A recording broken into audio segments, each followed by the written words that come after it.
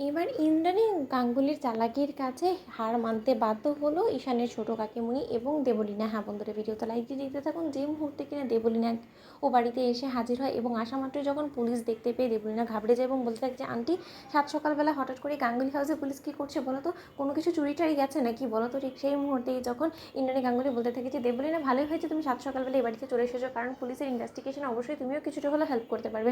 অন্যদিকে ঈশান বলতে থাকে যে মা, এই কথাটা তুমি একদম ঠিক কথা বলেছো যে দেবলীনা সব থেকে বেশি এই কাজে হেল্প করতে পারবে পুলিশকে, কারণ কাল সন্ধ্যেবেলা সব কিছুর দায়িত্বে তো দেবলীনাই ছিল এবং দেবলীনা আর উপস্থিতিতে সব কিছু গণ্ডগোল কী করে হলো সেটা তো ভালো এক্সপ্লেন দেবলীনাই করতে পারবে পুলিশকে, তাই না?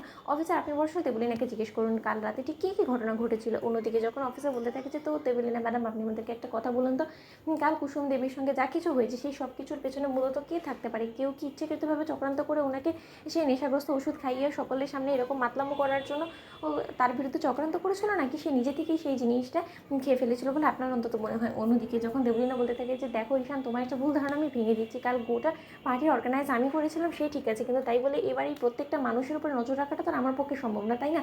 আর অফিসার, আমি আপনাকে একটা কথা বলে দিচ্ছি, কুসুম এবারে কাজের মেয়ে, ও কিন্তু এর থেকে বেশি ওর কোনো পরিচয় নেই বাড়িতে যে আমার ওর দিকে নজর রাখতে হবে। অন্যদিকে ইন্দ্রাণী গাঙ্গুলি বলতে থাকে যে এক মিনিট দেবলীনা, তুমি আবারও কিন্তু ভুল করছো, ও এখন আমাদের কোম্পানির ব্র্যান্ড অ্যাম্বাসেডর এবং সেই হিসেবে কালকে কিন্তু শো স্টপার ও ছিল এবং ওকে দেখভাল করার দায়িত্বটা কিন্তু সম্পূর্ণরূপে তোমার উপরই ছিল, অথচ তার সত্ত্বেও তোমার নাকের ডগা দিয়ে এরকম একটা ঘটনা ঘটে গেলো, অথচ কেউ কাকপক্ষিতেও টের পেলো না, সেটা কী করে হতে পারে বলো তো? কালকে একটা ভুলের জন্য আমার মান সম্মান সব কিছু এক নিমিষে ধূলিসাৎ হয়ে যেতে পারতো, শুধুমাত্র ভাগ্যক্রমে কুসুম সেই সময় সব কিছু হ্যান্ডেল করে ফেলেছে বিধায় কিন্তু আমার মান সম্মানটা রক্ষা পেয়েছে, কিন্তু সেটা তো আমি বারবার করে হতে দেবো না। একবার যেটা ঘটনা ঘটে গিয়েছে সেটাকে না শুধরানো পর্যন্ত তো আমি শান্ত হয়ে অন্তত বসবো না।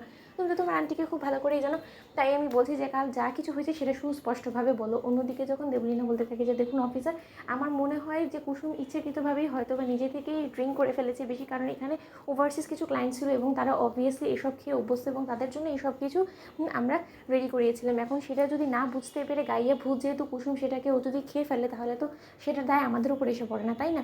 অন্যদিকে এই কথা বলা মাত্র যখন কুসুম বলতে থাকে যে না দেবলীনা ম্যাডাম, আপনি ভুল বলছেন, আমি কোনো ড্রিঙ্ক করিনি, আমাকে বরঞ্চ একটা শরবত এনে দেওয়া হয়েছিল এবং সেই শরবতটা খাওয়ার পর থেকে আমার স্পষ্ট মনে আছে যে আমার মাথা ঘোরানো শুরু হয়ে যায় এবং আমার মাতলামো শুরু হয়ে যায়, এবং এই কথাটা আয়ুষবাবুও খুব ভালো করে জানে, তাই না আয়ুষবাবু? ঠিক সেই মুহূর্তে আয়ুষ বলতে থাকে যে হ্যাঁ দেবলীনা, ও কোনো রকম কোনো ড্রিঙ্ক করেনি। তার পাশাপাশি তোমাকে আরও একটা কথা জানিয়ে রাখি, ওকে কেউ ইচ্ছাকৃতভাবে সেই গ্লাসের মধ্যে শরবতে এর মধ্যে কিছু একটা মিশিয়ে দিয়েছিল, যার ফলে কিনা ও এরকম মাতলামো করেছে এবং অফিসে সেটাকে আপনাকে খুঁজে বার করতে হবে। অন্যদিকে অফিসার বলতে থাকে যে এত কিছু প্রশ্ন করে না করে আমরা বরঞ্চ কালকের গোটা ঘটনাটা যা ঘটেছে সেটা সিসিটিভি ফুটেজে দেখে নিতে, সেটাই পরিষ্কার হয়ে যাবে। তো বন্ধুরা, লাইক এন্ড শেয়ার সাবস্ক্রাইব করতে ভুলো না।